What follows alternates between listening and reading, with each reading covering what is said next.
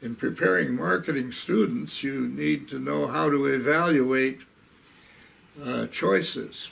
For example, how do you evaluate the performance of salespeople? How do you evaluate various advertising media that claim to reach the heart of your market, but may or may not reach the heart of your market? So since you don't have unlimited money and can't spend advertising dollars in all of the media that reach the metalworking market, how do you discover the best areas? And that's an evaluation problem. So one of the subjects I taught marketing students was how to evaluate in a rigorous way almost anything.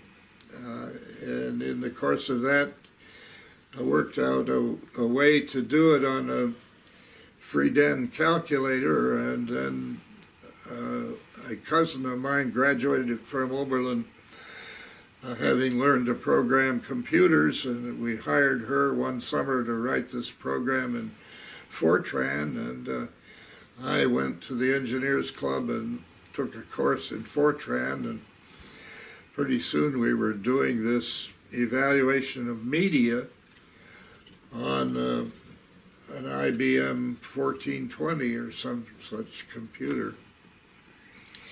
Well, it was quicker to do it on the big computer than to do it on the Friden calculator. In subsequent years, I learned to do it on a $2 hand calculator. So at any rate, that was a novel area where I contributed to the advertising and marketing curriculum of students going through Wright State University. Not just with the buyer problem being the foundation of advertising rather than the seller problem, but how to evaluate alternatives. There were other things that occurred to me as I began teaching this. For example, the whole idea of brand was coming into the marketing sphere as something that was very important to establish. Well, but there began to arise a bunch of psychological nonsense about brand, establishing a brand and why a brand was important. But the teaching that you would find in marketing textbooks on brand failed to mention what a brand was. Well, a brand was a way of marking cattle with a hot iron. And the brand is a mark on a cattle. Yes, in the old Western movies, you would once in a while see the branding scene, and the idea was that you, at that time of the year, you took all of the young cows and rounded them up, and then you branded them with a hot iron and a fire with a unique mark. It could be the AA or what have you. But the thing about those brands, you have to understand that the brand came about for several different reasons. One was that it was permanent. It wouldn't wash off. Second, the brand had to be recognizable at a distance. Since if you're going to round up horses or cattle, you have to be able to see the brand in a whole bunch of other cows, some of which may belong to other people and have their unique brand.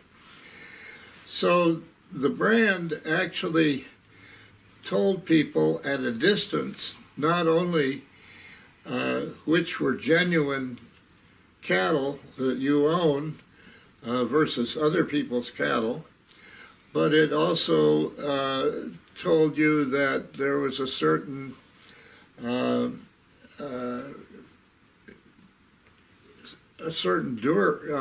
endurance of the brand through all kinds of weather. And therefore, if you had a brand that you couldn't recognize at a distance, you'd better get another brand or you were going to fail as a cattle person. Now, it's also true that it's possible to forge a brand. Sometimes they put a box around the AA brand and suddenly it's a new brand. So that occurs in nature. So anyway, suddenly you realize that a brand isn't any good if you can't recognize it at a distance. The Ford oval with the script Ford in it can be recognized at a great distance. So can the Chevrolet device can be recognized at a great distance. But at the time the whole subject of brand rose as a piece of understanding marketing, people were designing brands that simply turned to gray if you got them some distance away from the eye.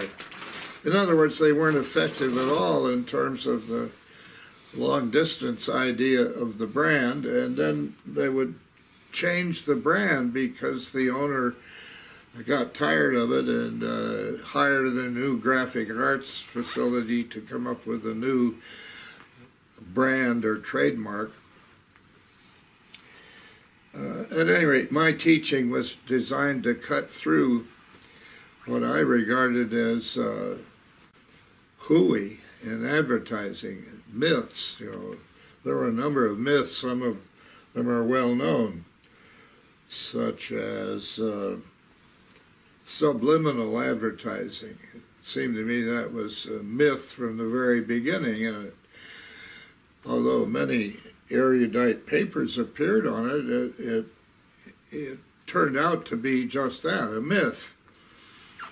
That somehow you could expose people to Coca-Cola in a fraction of a second, and that would create a thirst, and they would run back to the refreshment stand in the theater and buy a Coca-Cola, not even aware that they had been exposed to this brand. Well, that was pretty close to believing in telepathy, mental telepathy, and alien people. So at any rate, I was pretty successful as a marketing teacher because the students I prepared had a very solid understanding of marketing and could function in the marketplace. Later on, toward the end of my teaching, the idea began to arise in marketing that customers who were satisfied were very loyal and would buy again when they needed the product, and that they would pay a higher price. So this was the reason why you want to find out whether customers are satisfied. Well, the data began coming in that was not true, that satisfied customers were rather easy to switch, which debunked a bunch of the marketing papers on customer satisfaction. So we waded into that problem. By this time, Brown and another professor and I had written several papers together, and we decided to tackle this customer satisfaction issue, since that turned out to be one of the myths. Well, the first thing we did was to verify that satisfied customers are not very loyal. In fact, if they perceive that they've gotten a better offer, they'll switch and try it. They may go back if that doesn't work, but they're rather easy to lure away. Well, it turns out there is a class of customers who turn out to be delighted. I mean, so we did a survey on a doctor's patient list, And it was a simple survey, but it was required of the respondents to fill out a paper form and not just check off yes or no. But it said, were you dissatisfied? Were you satisfied with the doctor's performance? Were you delighted with the doctor's performance? Well, there were a certain number of people who were delighted, and we asked, why were you dissatisfied? Write it out, don't check off on a list. Why were you satisfied? Why were you delighted? Well, the people who were delighted with the doctor's performance said a couple of things. One, the doctor listened to me. The doctor understood what I was saying. And thirdly, the doctor cared about me. These three things kept coming out of people who were delighted. Well, I came to the conclusion that to integrate all of this, that when people perceive that they have received sacrificial service, they are delighted. Now, you don't get sacrificial service very often, but if somebody, but it can occur. In my case, I had recalled several instances when I had experienced sacrificial service. One, I was in the market for a used minivan. I went into a dealership where the salesperson said, well, we have 3 minivans on the lot. I'd be glad to show you all of them. So he did. And I said, well, this one looks pretty good. And he said, well, from what you've told me about how you use a minivan, you carry poodles around in it and so on, I think I wouldn't recommend this because I suspect that it's been in a wreck and I'm not sure you'd be happy with it. So I looked at another one and he said, well, okay, it's Friday afternoon, why don't you take the keys, take it home, haul the poodles around and come back Monday. So I said, wow. And wow is an expression of delight. I had never seen a used car salesman who would trust you with the keys for the weekend. Well, we drove it around and put the poodles in the car, and they seemed to like it. So I had done my due diligence research. I knew what the car should sell for. So I said, I don't want to go through a bunch of negotiation. I'll just write what I think it's worth on a 3x5 card, and I'll go back and buy the car. So I went back, and well, the salesman was off on Monday. I didn't realize that. I turned in the car.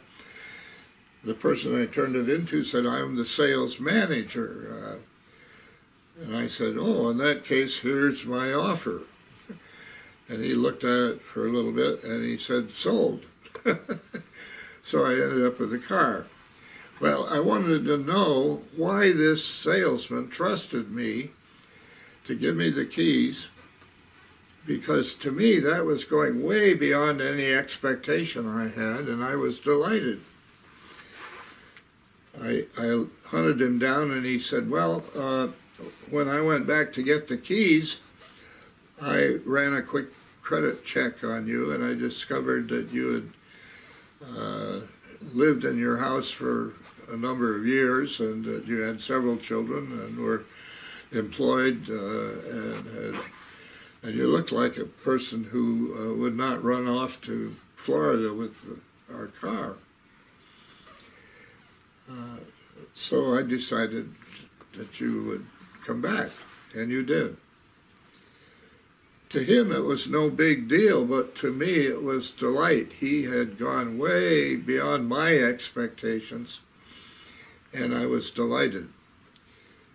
So I bought another car from that same car dealer.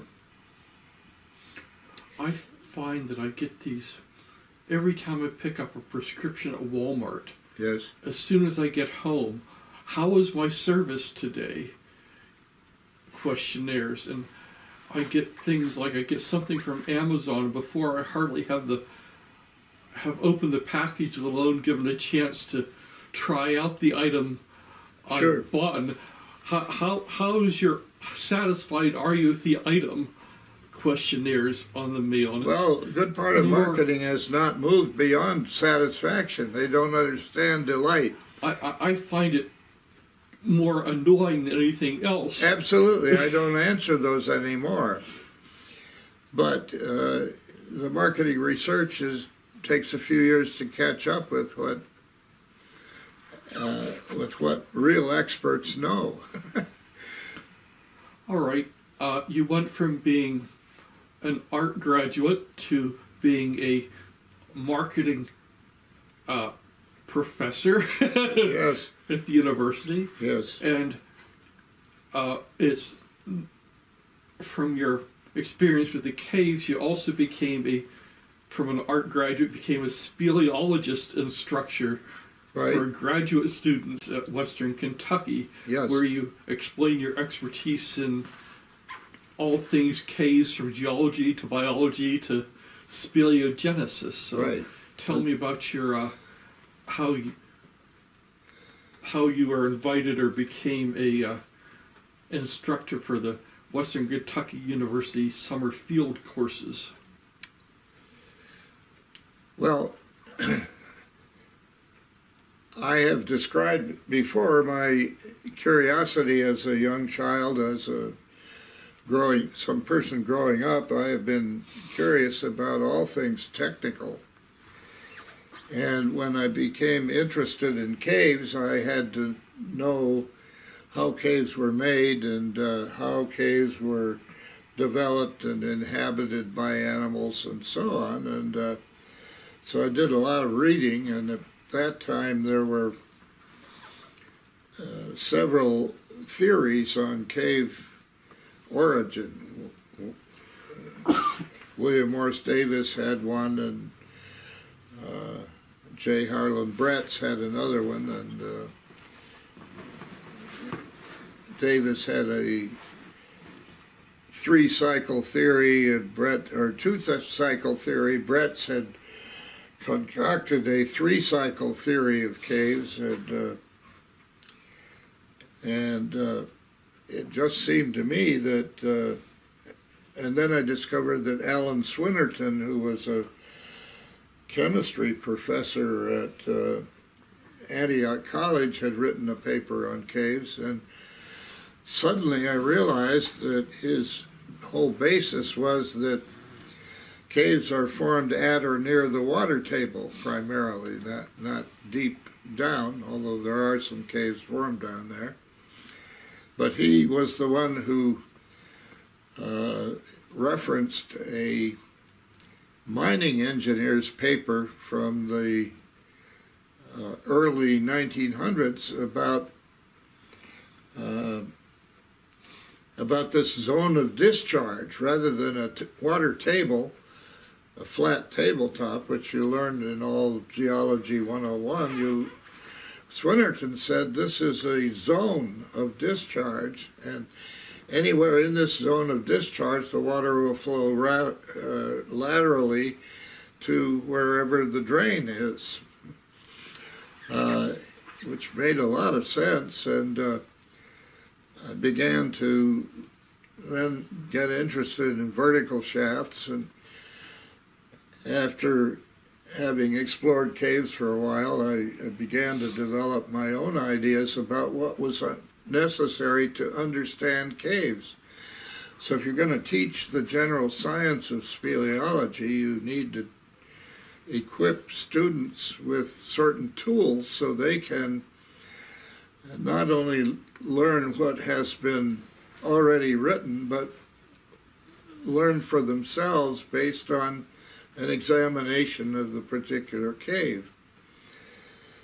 So about this time I had written The Longest Cave and come to the attention of Nick Crawford, who said, I am starting up a summer institute, University of Western Kentucky, and National Park Service of courses in the park, and I'd like you to teach the Speleology course.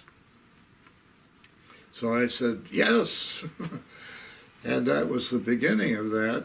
And at the beginning of the course, he explained to the students that Brucker knew more about caves than anybody else he knew, and that he was sure this would be an interesting course because you're going to the person who knows a lot about it. So by this time I had a fair idea of how to teach speleology, and that there were several things you had to understand. First of all, you needed to be able to separate tributaries to passages from piracy routes that take water away from a passage.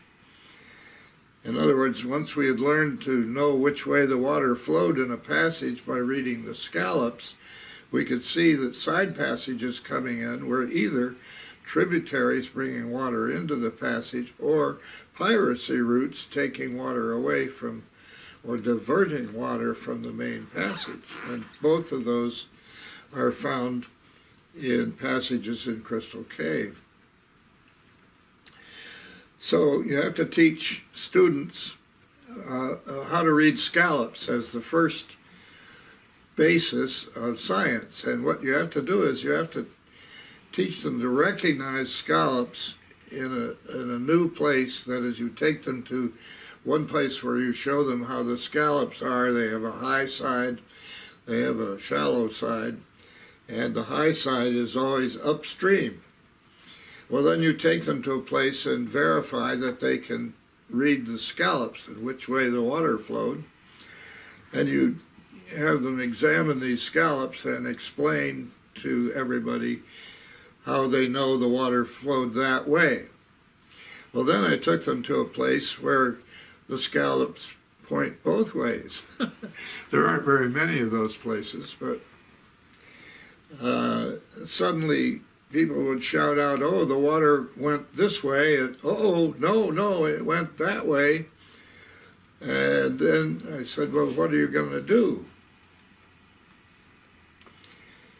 And they said, we don't know. And I said, well, one of the things you could do would be to count 100 scallops and see which way 40 of them go and which way 60 of them go, which would tell you something about bidirectional flow. So you do a census, so that much helps people sort out passages. Well, once they can do that, they'll learn a lot about a given cave that has tributaries or tributaries and piracy routes or just piracy routes. So that was, and the next day, I mean, you could teach all this in one field trip. And the next day I took them around on the surface to see the missing parts of the sinkhole plain, to get them to understand that several cubic miles of missing rock are the real aggressive damage done by karst processes, and that Mammoth Cave, as big as it is really the 4-inch hole. So teaching by analogy and teaching certain basics are really fundamental to people being able to bring their questions to the cave. I start off my first lecture with the cave will speak to you if you bring questions to it. But if you don't bring any questions, you won't get any answers.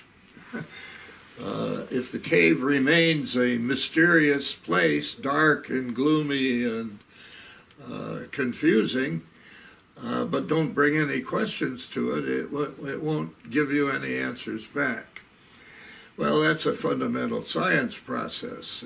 Until you bring questions to a scientific problem, you're not going to get any answers back that are useful. And secondly, the answers you get back first may not be the right answers.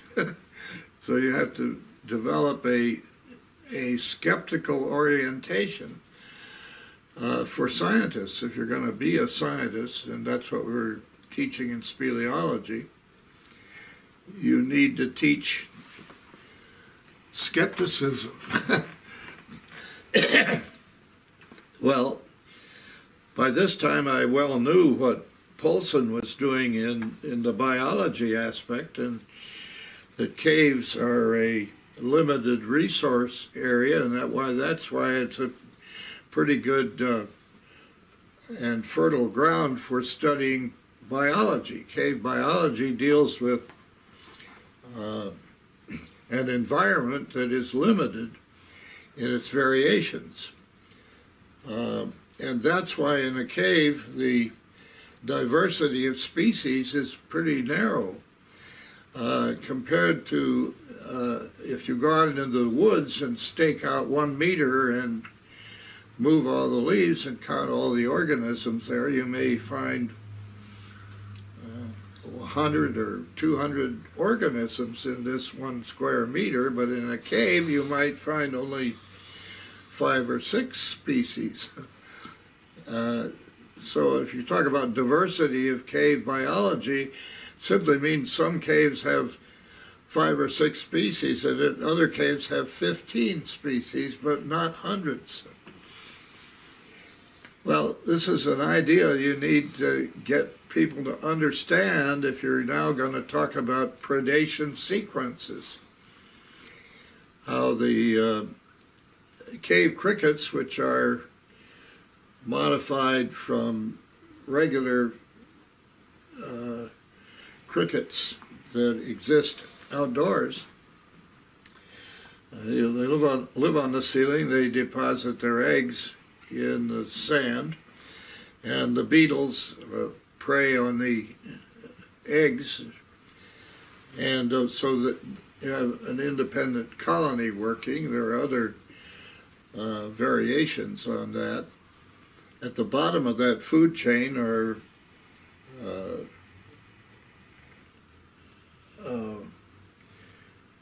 microbes that are eating organic material, which has gone through several different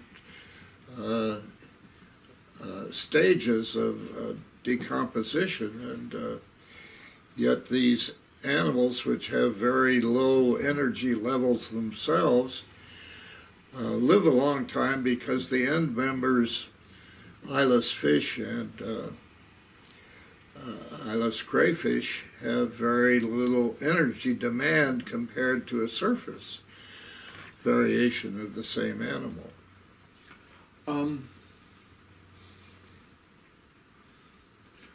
I've seen people like walking through a forest. Yes. And they seem to think it's somehow magical to not know what they're looking at. Yeah. You know, and I've always argued that if you know more about a subject, you can see deeper layers of meaning. Yes. That you don't have, that you don't see by just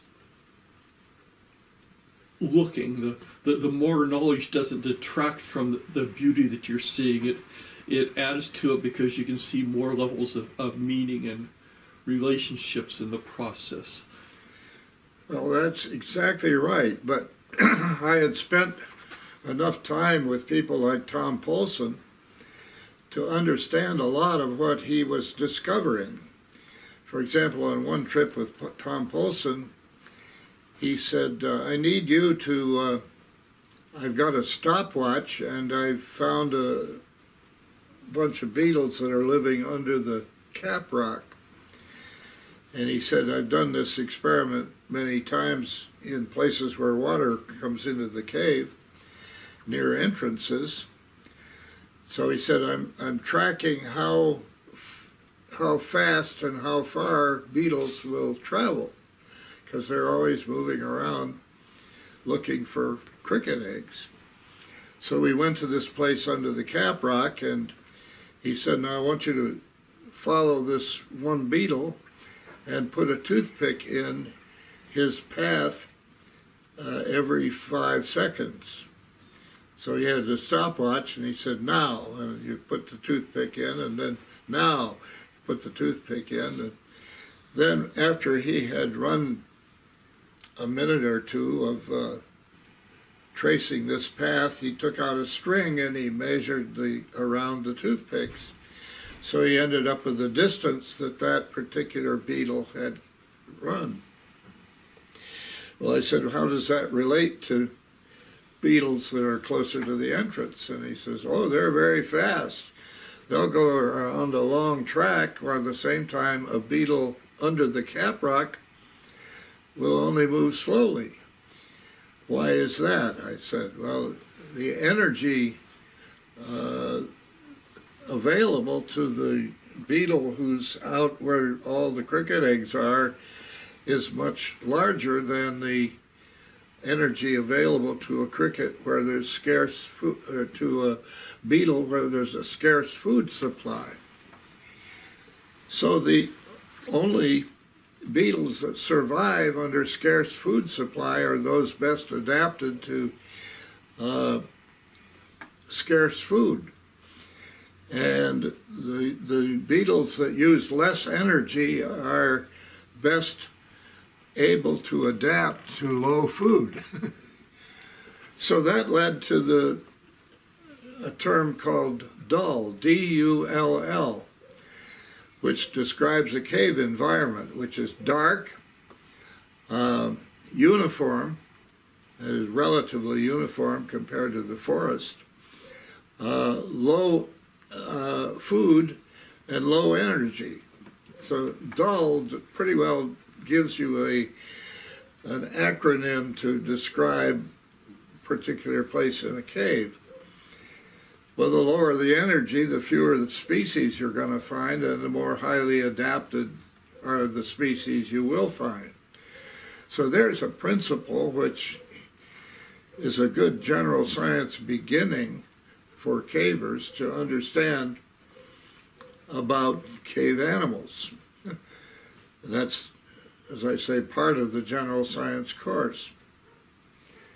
I could go into what you need to know about archaeology to talk about humans' use of the cave.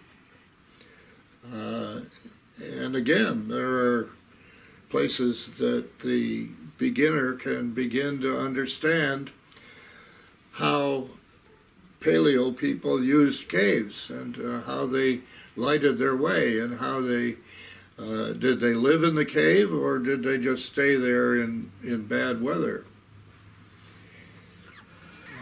So I became a very good general science of cave teacher. And of course, at the end of the course, Nick Crawford would survey the students to find out what they had learned. Well, he concluded that they had learned an awful lot about caves, and that I was somehow a super teacher based on that.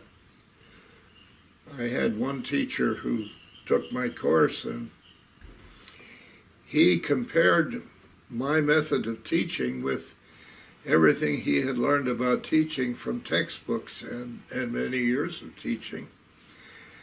And he said, you use more methods of teaching people things than most teachers ever heard of. So I recognize that I'm a pretty good teacher, because I can teach marketing, or I can teach speleology and do a good job of it, because I understand the 5 or 6 key things to understand any subject.